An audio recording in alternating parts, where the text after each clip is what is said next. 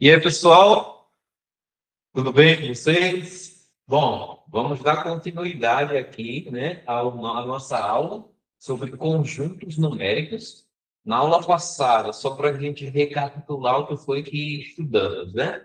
A gente estudou a parte de união, interseção e também aquela formulazinha que falava sobre os números de elementos da união, que é igual ao número de elementos de A mais o número de elementos de B, menos o número de elementos da interseção. Não pode esquecer isso aí, tá bom? E aí, agora, na aula de hoje, o título da aula é Diferença de Conjuntos, tá? Eu vou compartilhar a tela para poder ficar um pouco melhor. Daqui a pouco eu volto, quando eu precisar do quadro, e a gente faz a explicação de uma maneira um pouco mais detalhada. Tudo bem? Só um minuto aqui. Deixa eu compartilhar aqui a tela com vocês. Então, vamos compartilhar essa tela, uma janelinha aqui, para vocês poderem visualizar melhor. Lembrando que o que a gente utiliza aqui é o livro, né? Então, o livro de vocês têm esse livro aí, e aí é mais tranquilo para vocês poderem acompanhar, beleza? Então, está aqui o texto que diz diferença de conjuntos, né? E aí foi dado dois conjuntos. Conjunto A, como sendo o conjunto A é 5, 10, 15, 20 e 25, tá? E o conjunto B tem como elementos 2, 5, 7, 12 e 15. Esses são os elementos do nosso conjunto B. E aí a gente quer saber qual é a diferença. Vamos ver aqui no texto o que significa diferença de conjuntos, né? Ó, aqui, ó. Dados os conjuntos A e B, chamamos de diferença entre A e B, que a gente expressa por A menos B. Diferença significa a subtração, tá? O conjunto C, tal que X pertencente a C, se somente ele pertence a A, mas ele não pertence a B. Então, significa dizer o quê, pessoal? Deixa eu interromper aqui o compartilhamento, para a gente voltar lá para o nosso quadro. Então, eu anotei aqui os dois conjuntos, conjunto A e o conjunto B, e aí a gente percebe que a diferença significa que eu vou retirar o conjunto A. Então, quando eu falo, pessoal, preste atenção. Quando eu falo A menos B, significa o seguinte, que eu vou retirar do conjunto A os elementos que estão no conjunto B. Ou seja, pessoal, eu vou tirar a interseção do conjunto A com o conjunto B. Então, para facilitar, você pode até fazer o seguinte. A gente tem aqui o conjunto A e o conjunto B, certo?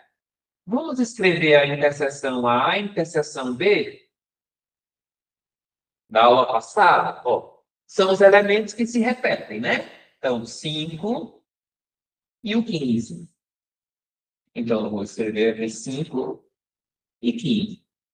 Esse conjunto é a interseção. 5 e 15. Aí, quando eu falo A menos B, eu vou tirar do A interseção. Ou seja, vou tirar o 5 e o 15. Então, vai sobrar 10, 20 e 25. Tá? Isso daqui significa o conjunto A menos B. Perceba que o contrário é diferente. Se eu fizer B menos A, é diferente de A menos B. Ou seja, significa que a diferença ela não é comutativa, beleza? Então, no caso aqui, eu vou retirar do B os elementos da interseção que ele tem com o A. Então, eu vou tirar o 5 e o 15, só que agora eu vou tirar do conjunto B, que é o conjunto, vamos dizer assim, dominantes, né? Então, vai ficar 2, 7 e 12. Esses são os elementos de B menos A. E aqui são os elementos de A menos B, ou seja, A menos B significa retirar do conjunto A os elementos da interseção que ele tem com B, e B menos A significa retirar do conjunto B os elementos que ele tem como interseção do conjunto com o conjunto A. Então, B menos A significa isso. Beleza? Tá aqui os dois conjuntos, facinho, facinho. Eles colocam aqui mais dois exemplos, né? Dois exemplos extremamente interessantes que a gente vai anotar aqui. Ó, conjunto D é um conjunto 1, 2, 3 e 4. O conjunto E é o conjunto 5, 6 e 7. Veja que a interseção entre esses dois conjuntos ela é vazia. Não existe nenhum número que está tanto no D quanto no E. Ou seja, a interseção entre o D e o E, ela é vazia. Beleza? Então, é o seguinte, galera. Quando eu fizer D menos E, a interseção não é vazia. Então, você vai tirar o que do D? Nada. Se não tem nada em comum, então vai continuar o próprio dele. Eu mandei o contrário. Se a gente fizer E menos B, tem alguma coisa na interseção? Não. Se não tem nada na interseção, então não vou retirar nada do conjunto E. E vai ficar a mesma coisa. Aí você poderia me perguntar, professor, como é que isso acontece? Isso acontece sempre que os conjuntos eles são disjuntos, ou seja, eles não têm parte em comum, eles estão separados, não têm elementos em comum, beleza? Então isso aqui sempre acontece, ou seja, a diferença não altera em nada o conjunto que eu estou chamando de conjunto dominante, vamos dizer assim, certo? O outro exemplo que ele mostra é o conjunto F, que é 1, 4, 7, 10, 13 e 16. O conjunto G, que é, no caso, o 4, 7, 13 e 16. Pronto. Tá? E aí a gente fazer a diferença desses conjuntos, basta a gente perceber o seguinte, ó. A interseção entre eles é exatamente o conjunto G. Por quê, professor? Porque dá para você perceber que todos os elementos do conjunto G, ó, o 4 está no F, o 7 está no F, o 13 está no F e o 16 também está no F. Ou seja, todos os elementos do conjunto G está contido no conjunto F. Então, se eu fizer a diferença F menos G, vai sobrar o que a gente chama de complementar. Por que esse nome diferente? Complementar vem no sentido de completar. Então, como o conjunto G está contido, né, a gente percebeu que o conjunto G está contido no conjunto F. Por quê, professor?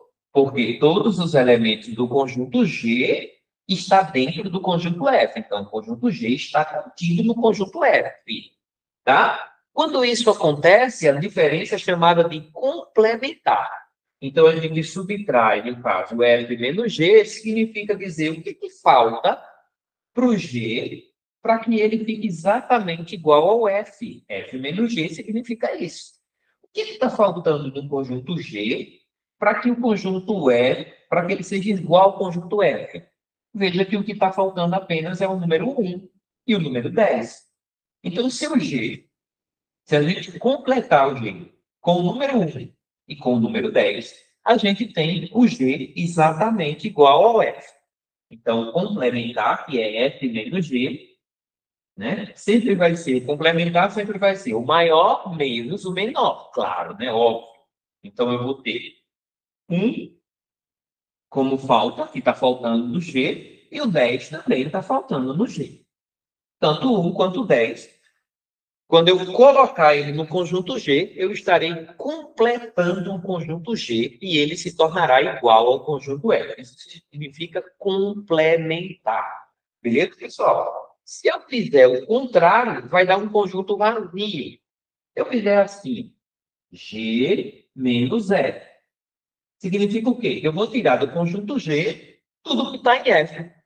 Mas todos os elementos de G estão em F.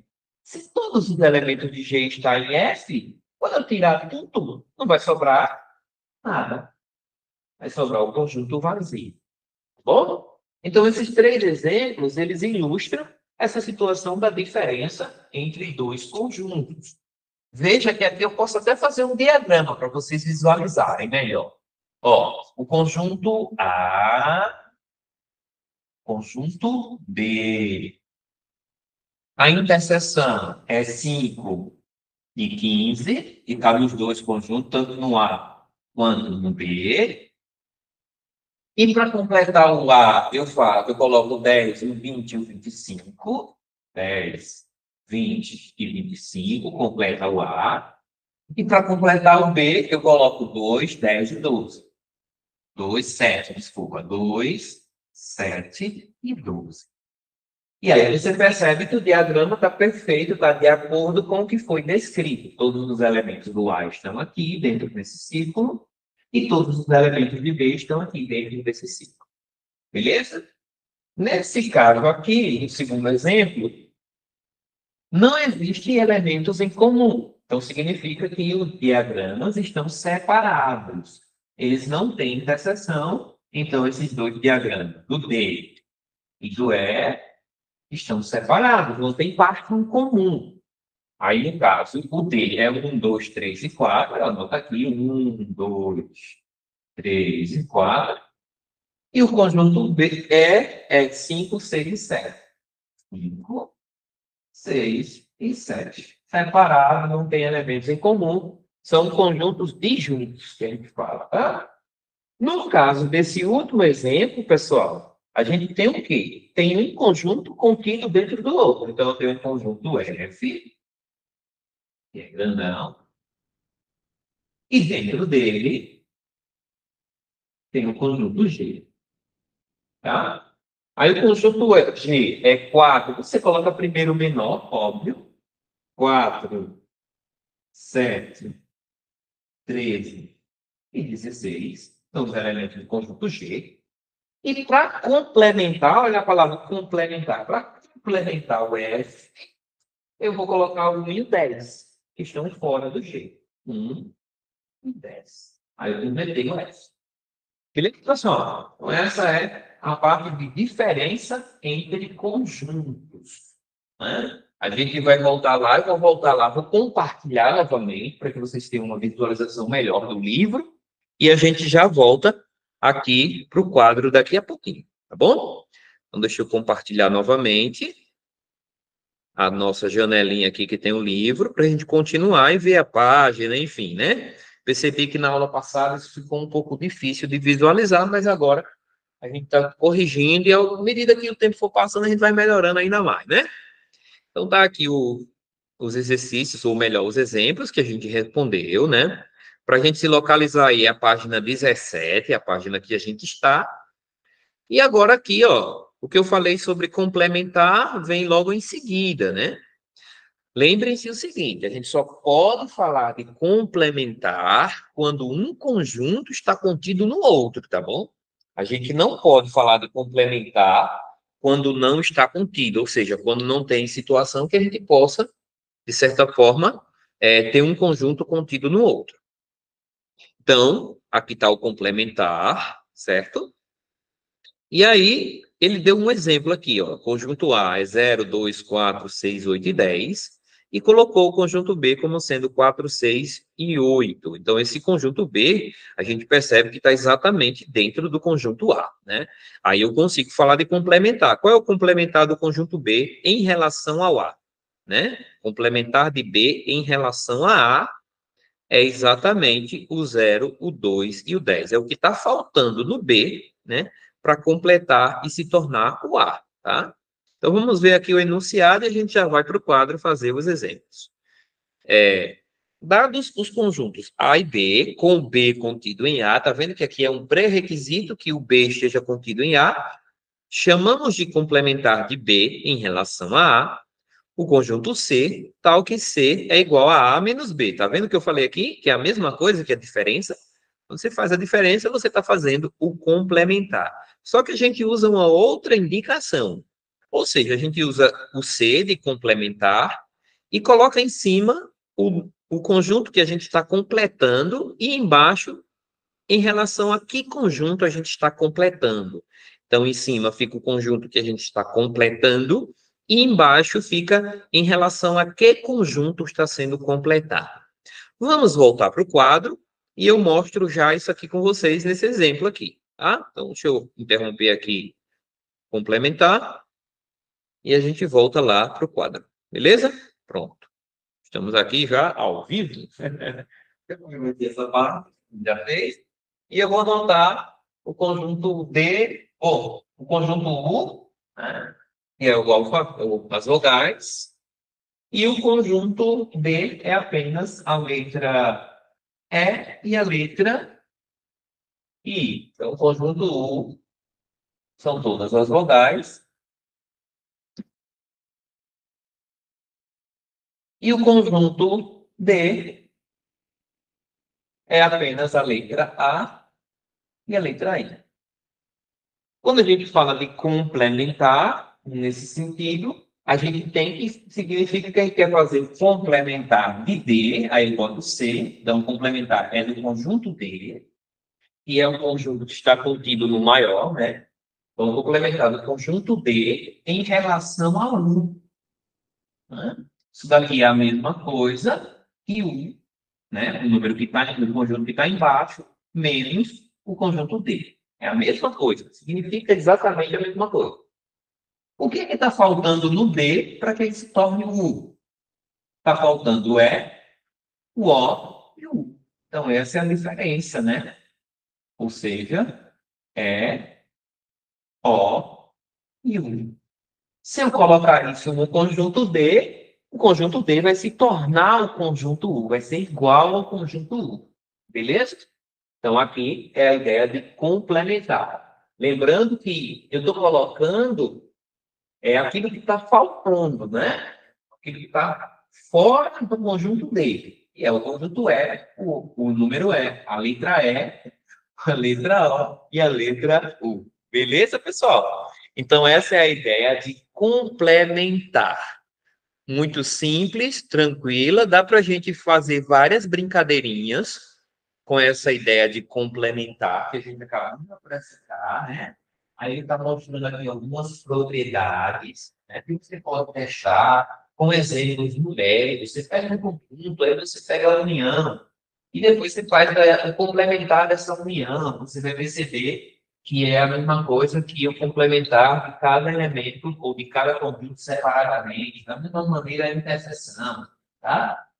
Você consegue comprovar isso aí facilmente com alguns contra-exemplos. Você cria o exemplo e você mesmo consegue resolver.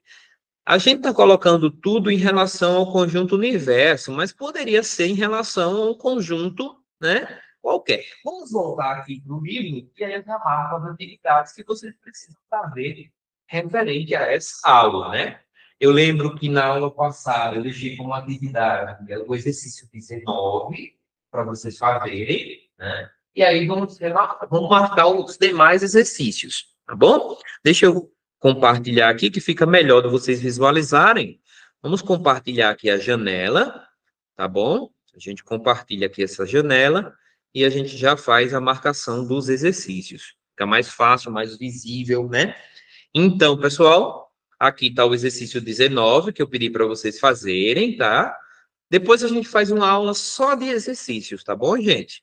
Mas também eu falo assim, vocês também vão colocando aí nos comentários os exercícios que vocês não quiseram ou não conseguiram fazer, tá bom?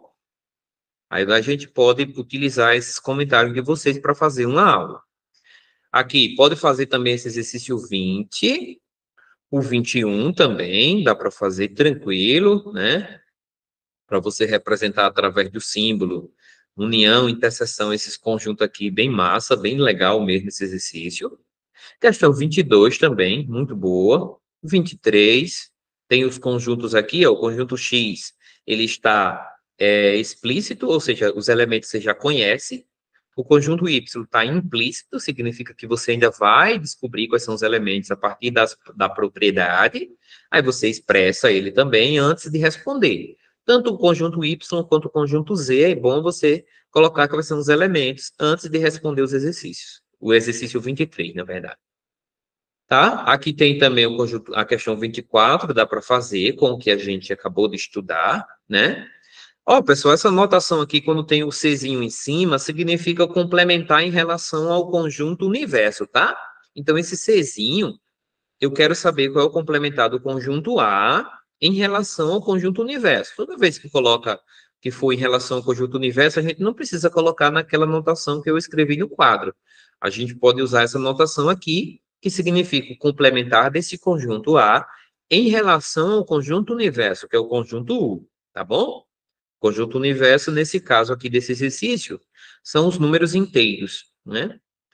Aí a gente tem mais exercícios que a gente pode fazer baseado nessa aula.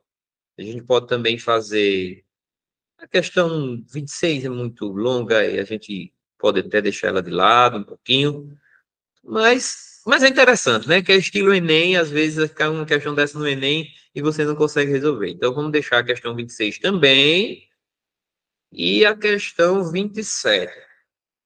E a 28, olha só que legal. Dá para a gente fazer tudo. Essa 28 não, só até a 27, tá bom. Só até a 27, questãozinha tranquila aí para vocês fazerem com mais facilidade. Se tiverem dúvida, coloque lá no comentário, professor, responda a questão tal, responda a questão tal. Aí quando eu preparar a aula de exercício, eu olho os comentários e respondo os exercícios que vocês colocaram no comentário dos vídeos. Ok, pessoal? Então, acho que aqui não, aqui mais não, tá bom? Deixa eu interromper aqui para a gente poder falar olho no olho, né? Deixa eu interromper isso aqui, pronto, interrompido. Então, pessoal, eu não vou falar mais de nada nessa aula para não tornar a aula muito longa, né? Na próxima aula, a gente fala mais alguns conteúdos. O importante é vocês assistirem os vídeos, rever quando necessário, tá bom? E fazer os exercícios. Isso vai ajudar você se manter, você ativo, né? Você sempre atuando aí no ensino de matemática. Espero que tenha ajudado vocês. Vamos parar por aqui e até a próxima, se Deus quiser. Tchau, tchau, pessoal. Fiquem com Deus.